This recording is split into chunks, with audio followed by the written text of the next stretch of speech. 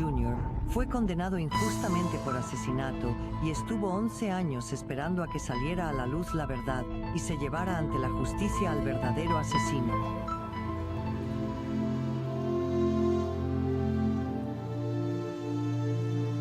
Donald Marshall Jr. es un indio Mi'kmaq cuya historia roza la leyenda. La suya es la historia épica de un hombre que habría sido jefe si un trágico encuentro en un parque no le hubiera obligado a una batalla aparentemente interminable por la justicia. Pero para Donald, la injusticia no empezó aquella fatídica noche en Sydney, Nueva Escocia. Ya estaba entretejida en el tejido mismo de su vida como persona de las primeras naciones de Canadá, incluso a pesar de los prominentes orígenes. El papel de mi padre era el jefe de los 26,000 Mi'kmaqs que cruzan Canadá hasta Estados Unidos, por lo que era nuestro líder en espiritualidad y oratoria, concienciación pública y todo eso. Los Mi'kmaq han vivido en lo que hoy es Canadá durante más de 10,000 años. Llevaban una vida seminómada regulada por el ciclo de las estaciones. Pero todo esto empezaría a cambiar cuando entraron en contacto con los extranjeros blancos que venían de tierras lejanas. En 1610, el entonces gran jefe Membertou se convirtió al cristianismo en señal de alianza y amistad. Y su pueblo le seguiría, los primeros indios norteamericanos en hacerlo. Con el tiempo, los asuntos de los colonos europeos afectarían cada vez más a los Mi'kmaq. En 1971, cuando Donald Marshall Jr. tenía 17 años, él y su familia ya no vagaban libremente por la tierra como sus antepasados, sino que vivían confinados en una reserva bautizada con el nombre del gran jefe. Esta es nuestra casa, la casa que construimos. Construimos esta casa en 1971. Así que 2 meses después creo que me arrestaron por asesinato y no me quedé allí mucho tiempo. El padre de Donald Marshall Jr. era constructor y tenía un buen negocio. Es uno de los nativos más respetados de la isla de Cabo Bretón. Y trabajaba. Nunca fue perezoso, nunca se emborrachó, trabajó. Consiguió comida y ropa. Por su trabajo. Apenas recibía dinero. Y así es como vivíamos. Mi madre, lo mismo, trabajaba en el hospital. Y eso fue a finales de los 60. Y fue entonces cuando los nativos empezamos a conseguir trabajo. Era limpiadora en el hospital. ¿Qué vas a hacer con una gran educación profesional? Eso es lo que le dijo la monja en el hospital. Bueno, mi madre le dijo que el maestro de escuela le dijo que solo ibas a ser empleada doméstica, y en eso se convirtió. Hay una vieja escuela que fue construida de 1900 o algo así. Y no se me permitió hablar nuestro idioma en la escuela aquí. Tenías que saber cómo, porque nadie más hablaba inglés por aquí y nunca se nos permitió tener gente blanca. Esa es la otra parte de la vida aquí. Donald, el mayor de 12, dejaba la escuela a los 15 y empezaba a trabajar con su padre. Era un niño trabajador. Ha aprendido a trabajar y eso era básicamente lo que teníamos que hacer, alimentar a tu familia. Y viviendo en la ciudad de Sydney, siendo nativo, tienes suerte si puedes comer. Teníamos que proveer a nuestra familia para eso. Te pasas la comida también, ya sabes. Y esa es la otra parte. Aprecias a nuestra gente porque mucha gente no come en la reserva. No creo que la experiencia de las personas de las primeras naciones en Membertou hubiera sido diferente a la de muchas personas de las primeras naciones de todo el país. Estaban económicamente marginados. Los residentes de Membertou no se habrían integrado en el establishment de Sydney. No ocupaban puestos de autoridad ni había policías Mi'kmaq, por ejemplo. La ciudad de Sydney era muy racista. Ni siquiera era justo caminar por las calles de casa. Te echaban y te insultarían. La policía de la ciudad te arresta por nada cuando tienes 14, 15 años porque eres nativo. Caminando por las calles. Lo primero que harán, ¿qué haces fuera de la reserva? Es como estar en la cárcel. Junior, creo. No podías empujarlo cuando era más joven. Y él tenía un chip en su hombro. Como muchos indios debido al racismo, contraatacamos. Y yo hacía lo mismo cuando tenía su edad. Al final crecimos duros, supongo. áspero y duro. En aquella época, los habitantes de Membertou vivían bajo el duro escrutinio de la policía y Donald y su pandilla de amigos no pasaron desapercibidos para el que acabaría convirtiéndose en jefe de policía, el entonces sargento de detectives John McIntyre. Haría que sus matones entraran, recogieran todas las drogas, la gente que no tiene multas, gente que merodea por la ciudad. No se te permitía andar por la ciudad. Tienes la sensación de que te sacarían de casa. Eso cuando era niño. Nunca le gustaron los aborígenes. Cada vez que podía se metía con Junior y sus amigos de alguna manera. Donald ya había pasado algún tiempo en la cárcel. Pequeñas cosas. Bebiendo. Te acusan de destruir la propiedad una vez. Dobló un poste.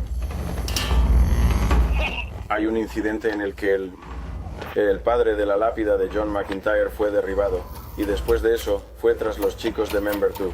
No era solo Dom, estaba detrás de todos ellos. Tom Christmas, Artie, que era el mejor amigo de Junior, hace pocos años ya tuvo un derrame cerebral. Ya hizo tiempo para mucho. Ah, sí. Sí, cargos estúpidos también, ¿no? Sí. Era el líder de la banda. Era el jefe. Lo que Artie decía, lo hacían. Era un par de años mayor que los chicos. Nos perseguían todo el camino, ¿no? Nos perseguían cada vez que veníamos. Ah, sí. O policías negros o coches llenos de blancos venían a perseguirnos, ¿no? No había ley en esta reserva para ningún hombre blanco aquí, ¿sabes? Los llamábamos cazadores de indias. Todos beben, ya sabes, día y noche. Puedes hacer cualquier cosa, prácticamente. Así que pusimos las piedras allí. Esa es la única manera de lidiar con ellos.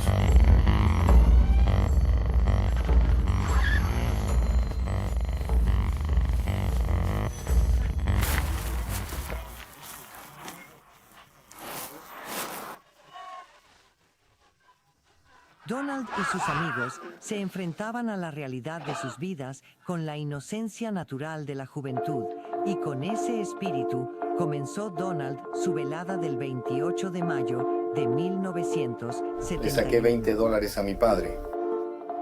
Íbamos a pasar una buena noche. Junior y yo estábamos en el centro y las chicas y... Bieber.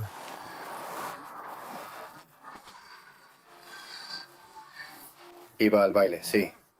Sí. No llegué, ¿verdad? Sí. Me alejé de mis amigos y simplemente cambió toda mi vida allí mismo. Aquí es donde solía estar el salón de baile. Ahora todos son viviendas. Así que no estaba demasiado lejos del parque al que iba. Solo estaba a unos 5 minutos. Mientras Donald caminaba por el parque Wentworth en el centro de Sydney, de camino a un baile, se cruzó con un conocido, Sandy Seal, de 17 años, un joven atlético de una familia negra honrada. Cuando construyeron su nueva casa, mi padre y yo nos encargamos de los paneles de yeso. Me encontraba con él de vez en cuando, donde pasaba mucha gente. Le pregunté a Sandy de dónde venía. Venía del baile. Dijo que estaba todo vendido. Iba camino a casa. Y vinieron otros tipos y nos pidieron un cigarrillo. Roy Ebsari, un antiguo cocinero de barco que decía ser un célebre héroe de guerra, y Jimmy McNeil, un obrero en paro, formaban una extraña pareja, pero fue Ebsari, un tipo visiblemente excéntrico, quien ¿Cuáles eran inició sus el intenciones? contacto. No lo sé. Dijo que tenía una botella de ron en casa y que quería que fuéramos allí a beber. Le dijimos que no. Y se alejó, se dio la vuelta y volvió.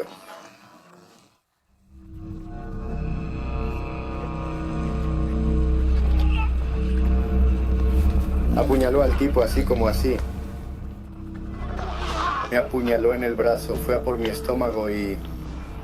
bloqueé su cuchillo. Junior corrió a buscar ayuda, y para entonces McNeil y Ebsari ya habían abandonado la escena. Es un parque urbano, así que no sería difícil que alguien desapareciera del parque y se fuera a una casa cercana, si entiendes lo que digo. Empezó desde aquí. Corrí todo el camino hasta aquí. Y aquí es donde conocí a Maynard Chand. Maynard Chand, de 14 años, no había presenciado el apuñalamiento, pero cambiaría su historia en los días siguientes. Dije, necesito ayuda, me apuñalaron. Veo a mis amigos por el camino también. Nos apuñalaron. Decidimos correr hasta aquí. Y finalmente nos encontramos con un coche justo al otro lado. Hay un invernadero aquí. Y me recogieron aquí. llegaron para cuando Donald y la ayuda alcanzaron a Sandy de vuelta al parque. El joven estaba en mal estado. Fue muy duro ver algo así. Alguien muriendo. No se puede hacer nada al respecto. Lo último que recuerdo es a él, saliendo de urgencias del hospital, y entré en el hospital cuando me trajeron. A veces te preguntas, ¿qué tipo de vida viviría hoy? El 28 de mayo, cuando murió, 29 de mayo, también es el cumpleaños de mi padre, así que lo tengo muy presente. Es importante, te mantiene en mente lo que realmente sucedió. Realmente no puedes evitar algo así. Lo único que podía hacer era ayudar a la policía a encontrar al asesino y a su socio. Traté de buscarlo, pero los policías seguían deteniéndome, diciéndome que harían su propia investigación. Si hubieran seguido buscando, habría hecho un mejor trabajo.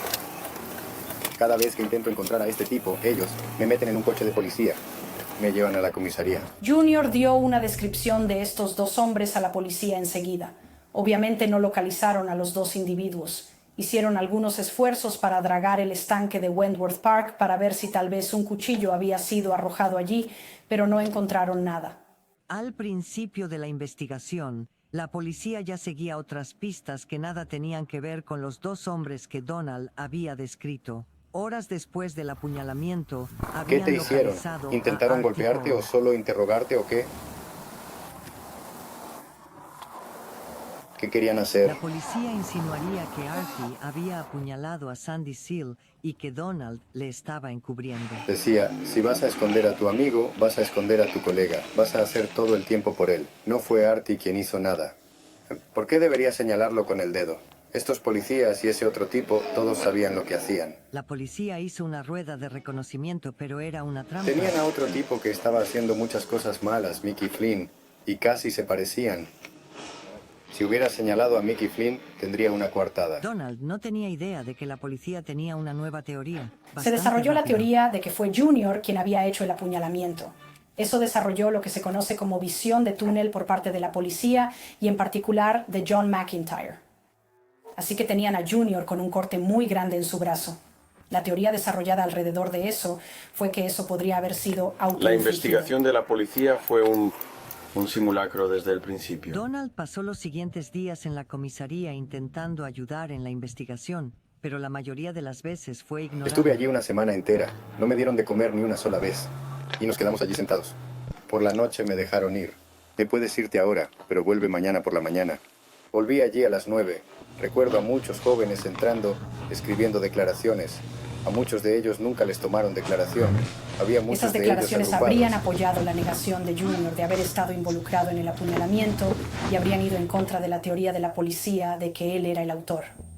Pero no salieron a la luz. Para entonces, la policía había centrado la investigación en 3 adolescentes involuntarios. Patricia Harris, de 14 años, que había visto a Roy Ebsari y Jimmy McNeil en el parque antes del apuñalamiento, Maynard Chant, a quien Junior conoció mientras buscaba ayuda, y John Pratico, de 16 Sí, años. es solo otro vagabundo en la calle. No estaba cerca del parque. Andaba por ahí con un par de chicos indios esa noche. Las declaraciones iniciales de los adolescentes no dieron frutos en cuanto a implicar a Donald, pero la policía pronto se aseguraría de poder probar su teoría. Donald Marshall Jr. presenció cómo Roy Ebsari apuñalaba hasta la muerte a Sandy Seal, mientras su amigo Jimmy McNeil observaba, pero la policía no le creyó. Encontraron a 3 adolescentes que probarían su teoría de que el propio Junior era el asesino.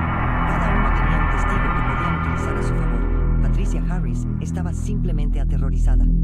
Maynard Chant estaba en libertad condicional por robar dinero de botellas de leche.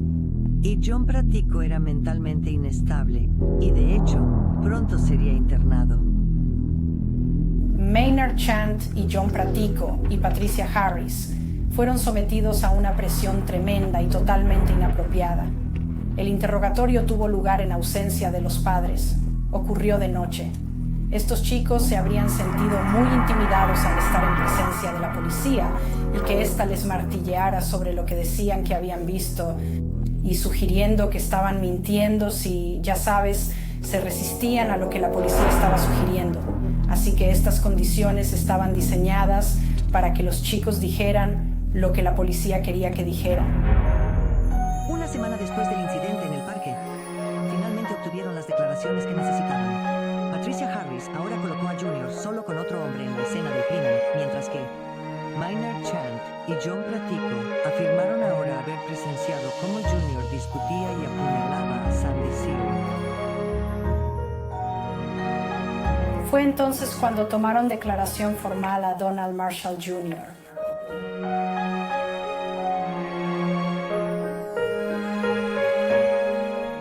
No entendía mucho inglés en ese momento. No sabía qué hacer. Solo firma con tu nombre. Y eso es todo lo que haces, firmar tu nombre. De vuelta en Member 2, durante toda la semana transcurrida desde el apuñalamiento, la familia de Donald... Estoy recibiendo llamadas de que mi madre está siendo amenazada. Obtener. Fue fuera de la reserva. Te van a matar porque mataste a alguien aquí. Pusieron una barricada allí. Policías y eso para que nadie pueda entrar. Ese séptimo día, McIntyre le dijo a mi familia que debían irse de la reserva. Y nos fuimos al final. Mi madre nos trasladó a Waikokomak, de donde es originaria.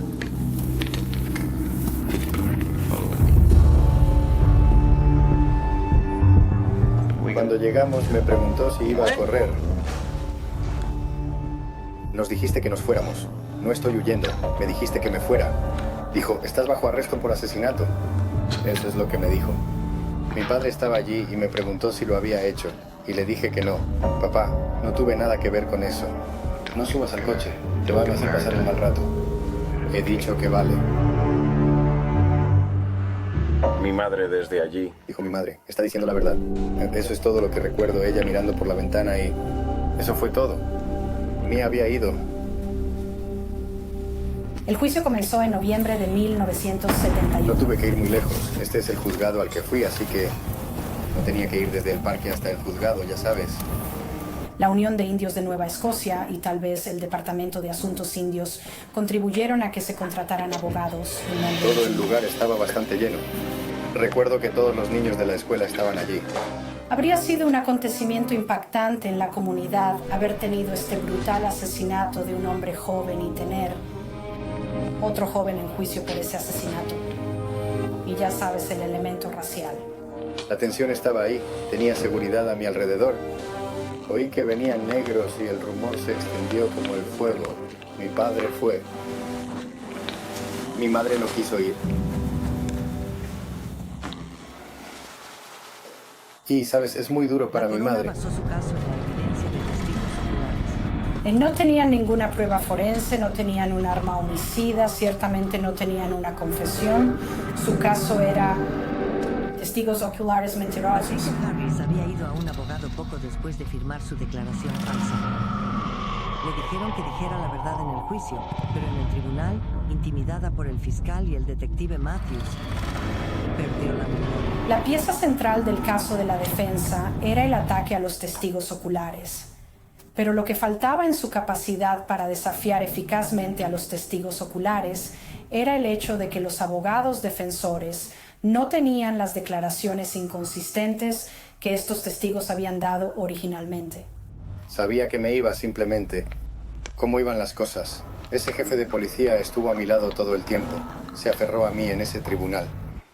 No tenía ninguna posibilidad. Maynard Chant, que afirmó que venía de la iglesia la noche del apuñalamiento, se las arregló para presentar su falso testimonio sin fallar. Sabes, nunca en mi vida fui a la escuela dominical el viernes por la noche en Sydney. ¿Quién demonios quiere ir a la escuela dominical a medianoche? ¿En Sydney? Eso está lleno de mierda. Ya sabes lo que quiero decir, en mi mente. De que John Pratico testificara, las cosas no procedían. En algún momento fuera de la sala, Pratico se presentó y dijo que de hecho no había dicho la verdad. Pratico le dijo a mi padre que la policía le dijo lo que tenía que decir. Quería decirle a los tribunales que estaba mintiendo. Bueno, McIntyre y ellos la llamaron para un receso. El resultado fue que se reunió a varias personas. Hubo una reunión con Pratico. Después de eso fue bastante bueno con su historia. Mi padre casi fue transferido a través de ese testigo. Dijeron que amenazó a Pratico. Por eso Pratico dijo que no testificaría. El juez no permitió que el abogado defensor realizara un interrogatorio exhaustivo a Pratico para sacar a la luz lo que había sucedido fuera de la sala. Así que el jurado nunca llegó a escuchar que Pratico se retractaba sus pruebas falsas. Pusieron a Donald Marshall Jr. en el estrado para testificar en su propio favor, para decir que él no había apuñalado a Sandy Seal, que de hecho él mismo había sido víctima del apuñalamiento. Pero nadie me creyó. Dijeron que me había apuñalado a mí mismo y nada me salía bien. Podría haber sacado al asesino y aún así no me Donald habrían Marshall creído. no pudo haberse presentado muy bien ante el jurado. Miró hacia abajo. No mantuvo el contacto visual. Quiero decir, algunos de estos son factores culturalmente condicionados. Había que pedirle que hablara más alto Cada vez porque que hablaba intentaba muy bajo. decirles la verdad, el fiscal sacaba la declaración. Bueno, este dijo eso, así que... Ya sabes, yo apenas puedo hablar inglés. Me puso en un aprieto en el que no podía ni hablar, ya sabes. Yo estaba condenado. Tras 3 días de testimonios, el jurado fue enviado a deliberar. El jurado fue. Solo fuera unas 4 horas. De cuando volvieron con el veredicto de que era culpable de asesinato en 2º grado y fue condenado a cadena perpetua.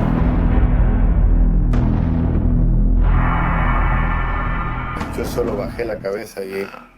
Intenté empezar a balancearme, pero había demasiados policías a mi alrededor. Sabes que vas a ir a la cárcel. Estás atrapado. Tu infancia, lo que sea que recuerdes, se ha ido. Es una pesadilla. Me sacaron por la puerta trasera. Y eso es todo lo que recuerdo.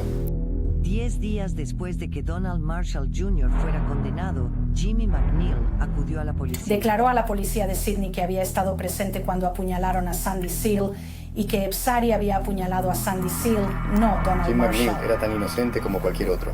Estaba tan sorprendido como cualquiera, creo, cuando acuchilló a ese tipo. Es un shock, hombre. No sé si alguien ha visto a gente ser acuchillada, pero no es algo divertido. No creo que Jim McNeil fuera el mismo después de eso. La policía interrogó a Jimmy McNeil. Entonces trajeron a Roy Ebsari.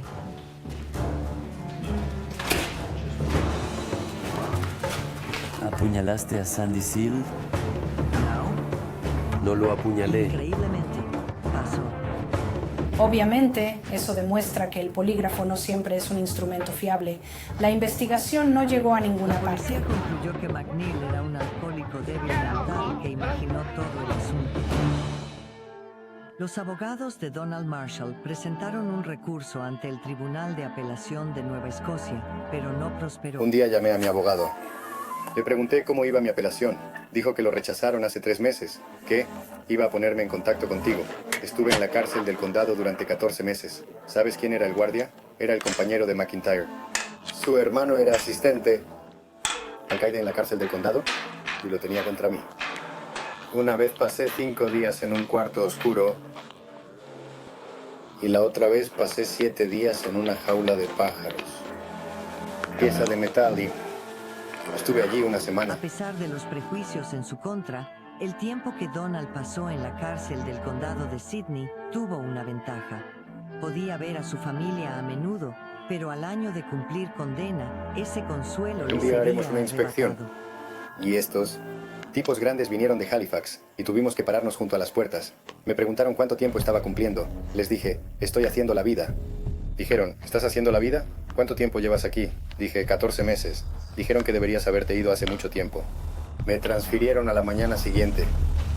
Fui a Dorchester. Daba miedo. Uno de los guardias que me llevaron... Fuimos a través de las puertas y yo estaba hablando con él y me di la vuelta y él no estaba allí. Debió de haberse largado por delante, por la primera puerta, no me acuerdo. Pero esto último que recuerdo, las 2 puertas que atravesé. El resto es historia, solo un borrón. En 1972, a la edad de 18 años, Donald Marshall Jr. fue básicamente enterrado vivo en uno de los centros penitenciarios de máxima seguridad más antiguos de Canadá por un asesinato que no cometió, y la experiencia Puedo contarte fue cosas que ni aterradora. siquiera creerías lo que he visto. He visto cómo apaleaban a alguien, cómo le metían un tubo, cómo le acuchillaban o lo que fuera. He visto hacer muchas Para deudas. ver y ver a la gente morir, lo que sea un guardia o lo que sea, habló de eso. A veces dice que no podías hacer nada, solo quedarte mirando. esperar a que se acabara. Veo muchos fantasmas allí.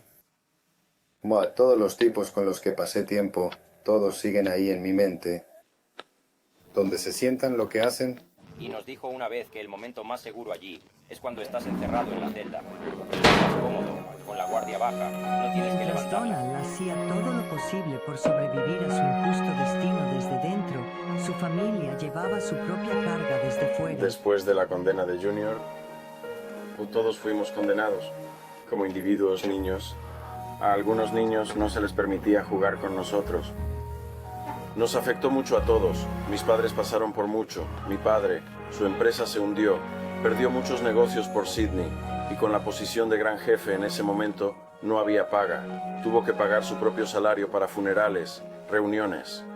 Siempre me llama la atención cómo Donald Marshall Sr. pudo seguir desempeñando su papel de gran jefe de Micmac mientras su hijo estaba en prisión, sabiendo que él no hizo lo que se le acusaba y sin poder encontrar ninguna manera de cambiar todo eso. Me contó cómo casi todos los días acababa en algún lugar del centro de Sydney, escuchando, observando a la gente, intentando encontrar a esa persona que Junior había descrito y sin encontrarla nunca.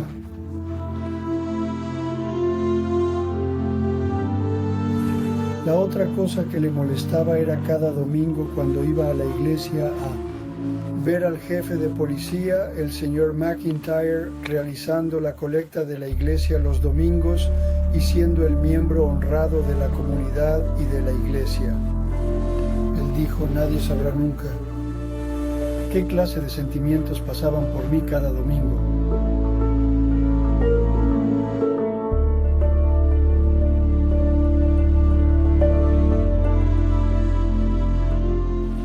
Parecía más duro en ese momento, pero tenía su tranquilidad. Padre era tranquilo. Pero mi pobre madre. Mi madre era muy franca y les hizo saber a todos los abogados de la ciudad que tenían al hombre equivocado en prisión. Había tantas pruebas en su contra que nadie quería acercarse a él. Le dijeron, ya sabes, no tiene dinero, no podemos hacer nada al respecto. ¿No es eso algo? Que no tenga dinero no significa que sea culpable, ¿me entiendes? Mi madre también rezaba mucho por él. Algunas noches nos reunía en el salón y rezaba por él. Él mucho, una vez a la semana tal vez. Y era una rutina hacerlo, y todo el mundo estaba tranquilo. Por razones económicas, la familia no podía visitarlo a menudo. Solíamos verle 1 o 2 veces al año durante 1 o 2 horas. Artie solía ir con mis padres a muchas visitas. ¿Estabas pensando en Junior? Ah, sí. Todo el tiempo. Donald llama una vez. Dijo que lo más difícil era estar en la cárcel. Y recibir visitas y verlos salir. Esa es una de las cosas más duras cuando se sientan allí. Tuvo que ser muy fuerte aquí dentro. Cualquier otra persona habría colgado en un mes. Mantuve mi fe y mi religión, ya sabes. Iba a la iglesia y eso. Y practicaba muchos deportes y escribía muchas cartas. Me mantuve bastante ocupado allí. Increíblemente, con el paso de los años, la verdad iba saliendo a la superficie, pero en vano. La propia hija de Roy Ebsari denunció a la policía lo que había visto la noche del Les dijo que había apuñalamiento en el visto a su parque. padre limpiando sangre de un cuchillo, pero esa nueva investigación tampoco llegó a ninguna parte.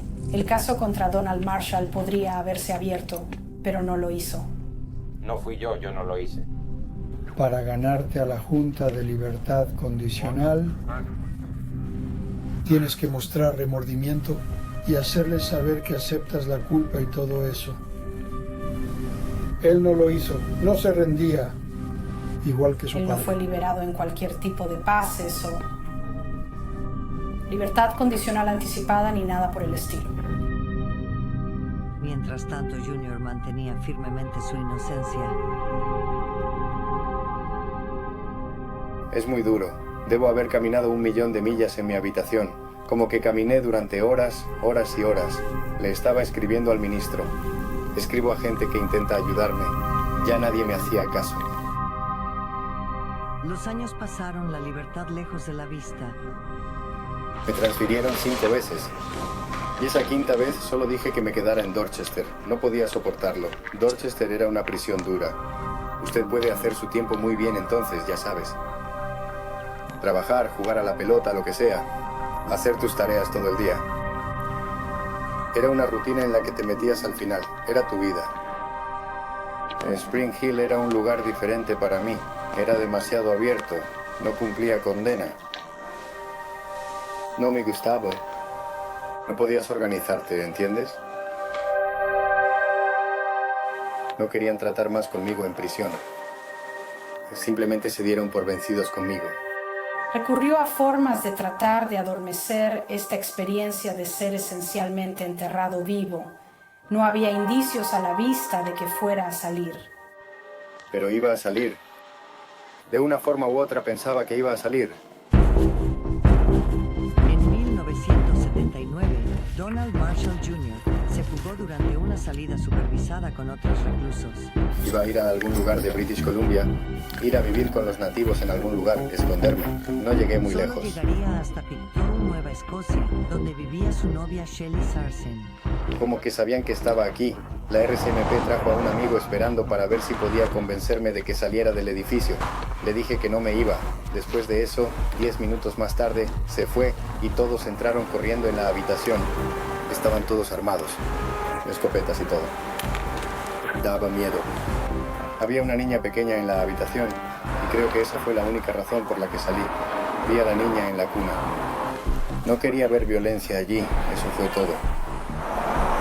La posibilidad de que volviera a salir de prisión no era buena después de escapar. 2 años más tarde, por pura coincidencia, la novia de Donald, Shelley Sarsen, desempeñaría un papel fundamental para que obtuviera la libertad, porque Roy Ebsary, el asesino de Sandy Seal, tendría que contar por fin lo que hizo. Mientras Donald Marshall Jr. cumplía cadena perpetua por un asesinato que no cometió, Roy Ebsary, el verdadero asesino, también vivía un infierno, pero uno creado por él mismo. Poco después del asesinato de Sandy Seal, se retiró a su reclusión y su comportamiento se volvió cada vez más extraño. Su familia vivía atemorizada por él, un alcohólico propenso a los ataques explosivos. Un día su mujer acogió a un huésped que se hizo amigo del hombre. Y debido a un giro inesperado del destino, el caso finalmente se abriría de par en par. Junior salía con una joven llamada Shelley Sarsen y su hermano Mitchell era amigo de Roy Ebsary. Un día este hombre estaba enfermo. Él tuvo que contar lo que había hecho. Ebsary le contaba a Mitchell Sarsen cómo un día, hacía años, había estado paseando por Wentworth Park y fue asaltado por un negro y un indio, y al defenderse, mató al negro y apuñaló al indio. Mitchell no le tomó en serio, ya que Ebsary era propenso a inventarse historias. Pero casi 2 años después, iría a visitar a Junior con Shelley y lo mencionaría. Fue entonces cuando dijo que conocía a un hombre en Sydney. Mató a un negro, pero hay un indio cumpliendo su condena. Ella abrió un gran capítulo en mi vida, trayendo a su hermano allí. La gente siempre se atribuye el mérito de sacarme de la cárcel. Este dijo que yo me saqué de prisión. Siempre le doy crédito a Shelley por sacarme de prisión. Dada la información reveladora sobre Ebsary, la RCMP inició la tercera reinvestigación del caso Donald Marshall Jr. Aunque eran escépticos, fueron a Dorchester y tomaron declaración. Ahora, desafortunadamente, la precedieron diciendo: tienes que decirnos algo, vamos a creer o nos iremos de aquí y nunca nos volverás a ver. Junior sabía que Ebsary había hablado de un robo. Junior dijo a la policía que había estado involucrado en rodar. Ebsary y McNeil y que Sandy Seal y él habían sido apuñalados. En ese contexto, aunque no era cierto. Fue solo una lucha, batalla perdida para mí otra vez. Entonces, Ebsary vivía en una pensión, pues su mujer le había echado debido a sus ataques de alcohol. Cuando llegó la policía montada, la familia cooperó y el hijo de Ebsary les dio los cuchillos de su padre. Hicieron analizar algunas de las fibras de esos cuchillos y el experto en fibras retuvo trozos del abrigo de Sandy Seal y del rompevientos de Donald Marshall Jr. y fue capaz de hacer una coincidencia. Así que había entonces evidencia física que vinculaba un cuchillo Evsari con la ropa del fallecido y de Donald Marshall.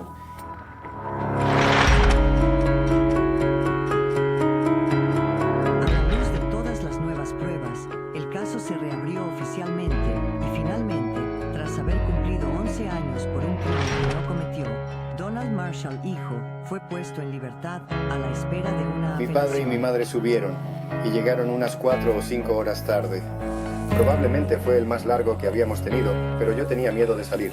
No quería salir de aquí. Fue bastante difícil para mí salir de una prisión en la que has vivido toda tu vida. Un año más tarde, el Tribunal de Apelación de Nueva Escocia estaba listo para fallar. La decisión fue que Donald Marshall Jr. debía ser absuelto porque no había pruebas contra él. No se les pidió examinar la cuestión de quién era responsable de la condena injusta, pero se encargaron de decidir que Donald Marshall era responsable. Hablaron de que él había sido el autor de su propia desgracia, al no ser completamente sincero con la policía de Sydney. Dijeron, eso fue lo que condujo a su condena injusta, así que efectivamente exoneraron al sistema. Fue devastador que la carga de esa condena injusta recayera sobre sus hombros. Donald lucharía por obtener una indemnización económica por su condena injusta, algo inédito en Canadá, pero la conclusión de los jueces del Tribunal de Apelación fue perjudicial para sus Así que se conformó con una indemnización injusta e inadecuada, digámoslo así. Al mismo tiempo, Roy Evsari sería finalmente juzgado por el asesinato de Sandy Seal, pero en el contexto de la defensa propia. ¿Por qué debería robarle a alguien que me está robando cigarrillos y otras cosas? Yo tenía dinero. Ya sabe, dijeron que estaba borracho, estaba sobrio. Sabes, todos los hechos no están ahí. Todo lo que dijeron eran mentiras. Evsari fue condenado y apeló con éxito 2 veces, hasta que finalmente, en 1986, fracasó la apelación de su tercera condena por homicidio involuntario y se mantuvo... Me dieron su cadena sentencia de un perpetua. año. No podía entenderlo. Eso me hace sentir. De no ser querido en este mundo, ya sabes. Al final descubrí que era homosexual y todo eso. No es que quisiera tenerme. Quería llevarnos a casa. Tú no lo conoces. Nos acuchilló. Firmó con su padre. Al final no me creyó. Estrechó la mano del hombre y apuñaló a su hijo por la espalda. Esa fue la parte más difícil de... Era la cárcel. Eso es con lo que tengo que vivir. La opinión pública, indignada por el hecho de que Donald hubiera pasado 11 años en la cárcel por un delito que había cometido otra persona, exigía una investigación pública y el gobierno accedió. La investigación, pionera en Canadá, duraría 3 años y desvelaría todos los detalles del caso. El jefe de policía retirado, John McIntyre, se enfrentaría al escrutinio público. Expuesto. Sus manipulaciones. En 1990 presentaron su informe. Exoneraron a Junior. Encontraron que no había habido robo, que no era responsable de su condena injusta Parece de que hubo ninguna muchas manera. otras personas que fueron autoras de su desgracia.